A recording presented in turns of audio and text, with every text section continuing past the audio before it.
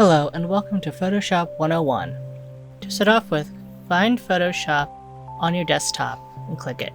Once that's open, go ahead and you'll see the new file option, or you can go to file and hit new there. For today's video, we are just going to be utilizing the new file option already on the page. Once you click that, you'll be brought to this new layer. Here you can go ahead and change the name of your file. You can also go ahead and choose your file size from either pixels or inches. I generally keep it at pixels. Hit create new, or create depending on which file says. Now we have our new file. Now as you can see, we currently have the background section. We don't really want to necessarily draw on our background, so we go ahead and create a new layer. Go to the bottom right hand corner where it says new layer and go ahead and click on that icon. Now you have a nice fresh new layer for you to go ahead and paint on. So from here we're going to decide what we want to do. We'll go ahead and hit right there, you have the paintbrush tool. Go ahead and click that, and that will bring us to the paintbrush tool that we can use. There are of course shortcuts for these tools that you'll see once you hover over them. Now if you go up, you will see where we can go ahead and manipulate the size of our brush right here, and also the hardness of the brush. I'm going to choose 100% hardness and go ahead and lower the size a bit. Also with this is you can actually go ahead and manually adjust the size of the brush, but you can also go ahead and decide the actual look of the brush, whether or not you want it to be a bit more skinny or a bit more flat, or even to angle it a bit more like I did here.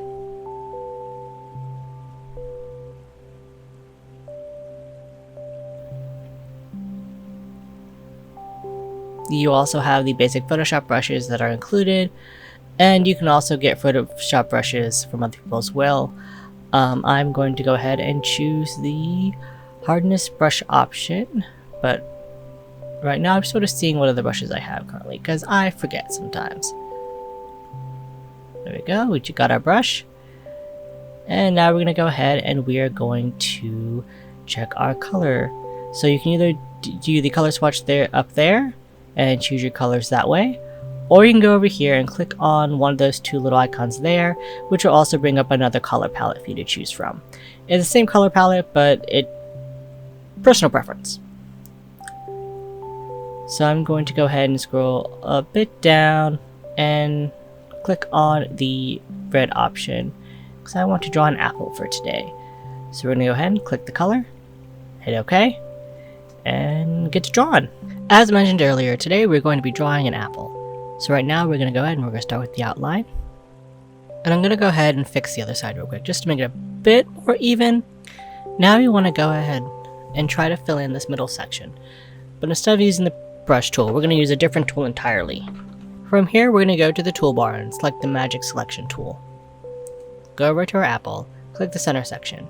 Here you'll see the center section has been selected. Go ahead and choose the paint bucket tool to fill in your image. Now go ahead, go back up to the magic selection tool, right click, and hit deselect. This will get rid of the selection that you have. I went in and chose the paint bucket tool again to help clear up those lines. I've decided that I don't really like the fact that it's an entirely red apple. I want to do something different. While I've utilized the Control-Z feature to undo that line, you can also go up to the Edit feature, and you'll see where it says Undo and Redo options. We're going to go ahead and do the Undo option. To redo what we just done, we can go ahead and also hit the Redo option. As you can see, the entire line is filled again. I went ahead and got rid of the middle section as it was not needed for the project that I'm working on. Now we're going to go to the color picker and choose a bit of a lighter, more cream color for the center of our apple. We're going to go ahead and paste that in there using the paint bucket tool from earlier. Now we are going to go ahead and create a new layer so that way we keep our assets separate. Now we're going to go up to the color picker and choose a bit more of a brown color for the stem of the apple.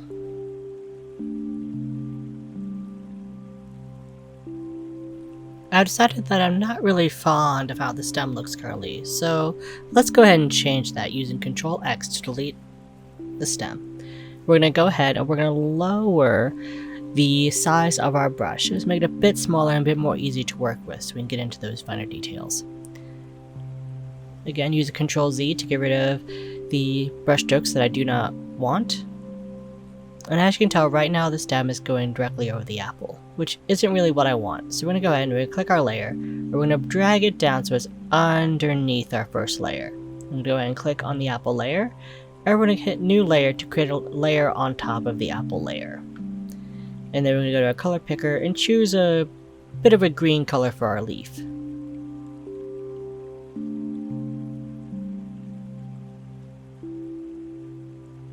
Once the leaf gets completely colored in, go ahead and go over to your layer section and hit the icon right above it that looks kind of like a little checkerboard. This is going to lock the transparent pixels of your leaf.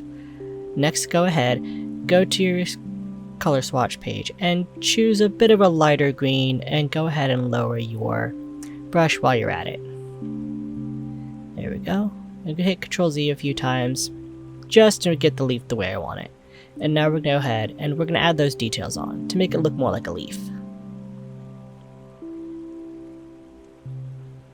Locking transparent pixels means that the only affected area is an image that has already been painted, like the leaf. If I were to try painting or erasing anything else on this page, nothing else would happen, especially painting wise. Now here we're doing a bit more of a cosmetic look while adding a little bit holes to your leaf. And then Ctrl Z when you realize that's not where you want to put the hole. Now here I found out that the eraser tool didn't really do what I wanted it to. Going back and clicking on the eraser tool, you'll get three options. The bottom one is called the magic eraser tool.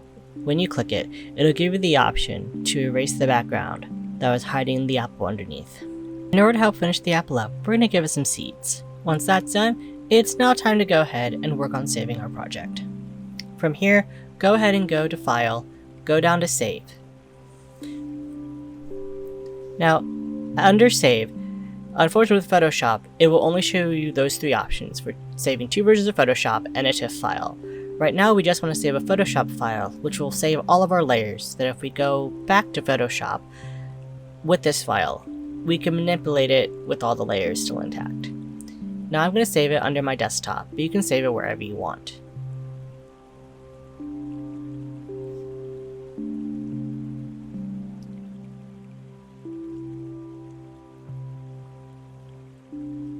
In the event that you don't want to save directly a Photoshop file, or you just need it to be posted online or on Facebook or something like that, you can go ahead and go to File, go ahead and go back to Save. And right over here you'll see Save as Copy. Go ahead and click on that, and from there you're brought to a new save page. And now you'll see, when you click the Save As button, you'll see a bunch more options like PNG and JPEG. A lot of times I personally use JPEG or PNG, particularly PNG. For this file though, I think I'm going to go ahead and just stick with JPEG.